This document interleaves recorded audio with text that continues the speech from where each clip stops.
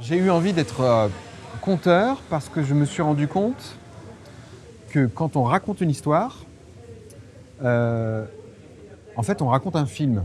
Et sauf que c'est la personne qui écoute qui fait les images du film, qui les tourne, qui les monte. Moi, je propose des thématiques et dans la tête de la personne, il y a un film qui est en train de se passer.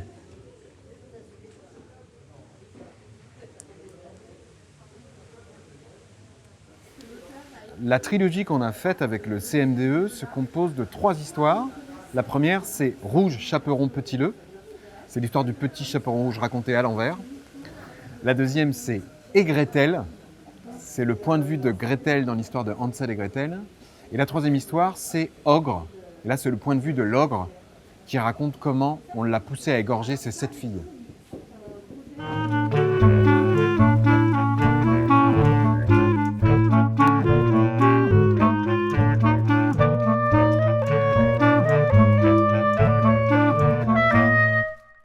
Ce qui est intéressant dans la forêt, et c'est pour ça que je me suis intéressé à la forêt, c'est que dans les contes traditionnels, pratiquement tous les contes traditionnels, il n'y a pas de monstres qui viennent dans le foyer des enfants, ou des adultes d'ailleurs. C'est toujours les enfants qui viennent chercher un monstre, une sorcière, un ogre, un loup, dans un endroit. Et cet endroit, c'est souvent la forêt. Donc la forêt, c'est le lieu où pour grandir en tant qu'enfant, c'est le lieu qu'on doit traverser pour se confronter à un danger qui nous permette de grandir.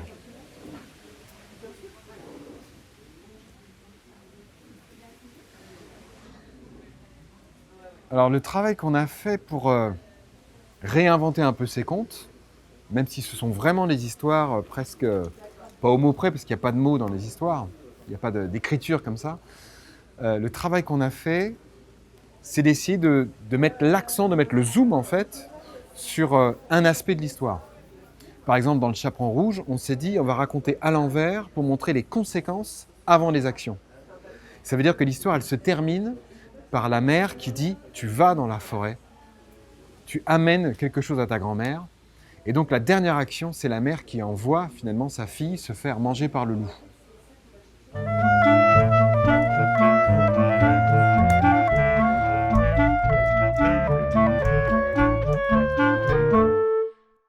C'est une trilogie qui s'adresse aux adultes, c'est sûr.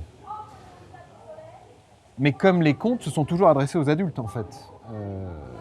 Les contes traditionnels tels que le Chaperon rouge, tels que Hansel et Gretel, tels que le Petit Poucet, c'était des histoires qui se racontaient entre adultes. Les enfants participaient à la veillée, ils écoutaient, mais en vrai c'était pour les adultes. C'est les adultes qui rentraient le soir dans la forêt, qui allaient d'une ferme à une autre et qui devaient avoir peur. C'était des contes pour faire trembler.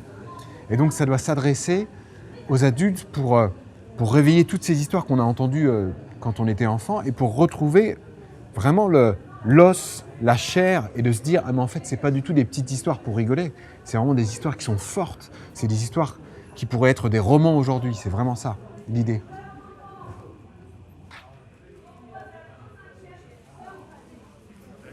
On a travaillé avec les illustrateurs, avec le CMDE et dans la collection Dans le ventre de la baleine.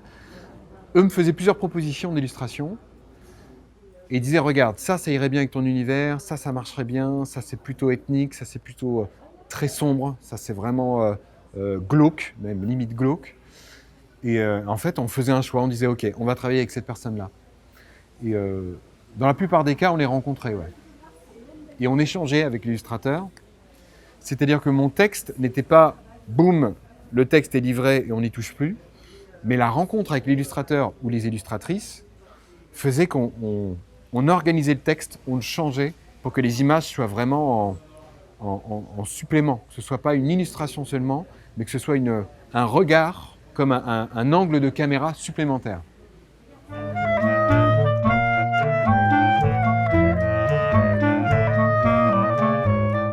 Pour moi, la fonction du conte, c'est de fabriquer une relation entre quelqu'un qui parle et quelqu'un qui écoute, qui est une relation qui est pas si courante aujourd'hui, et qui est de recréer quelque chose d'absolument simple, c'est-à-dire que c'est ce que je disais sur le cinéma, c'est qu'en fait c'est le premier cinéma, le conte. On se raconte une histoire, ça va nous permettre à deux de voyager très facilement.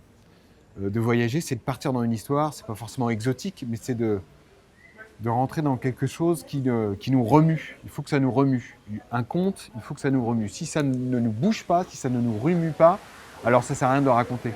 Il faut que ça nous déplace. Le conte, il sert à ça. Les histoires, elles servent à ça.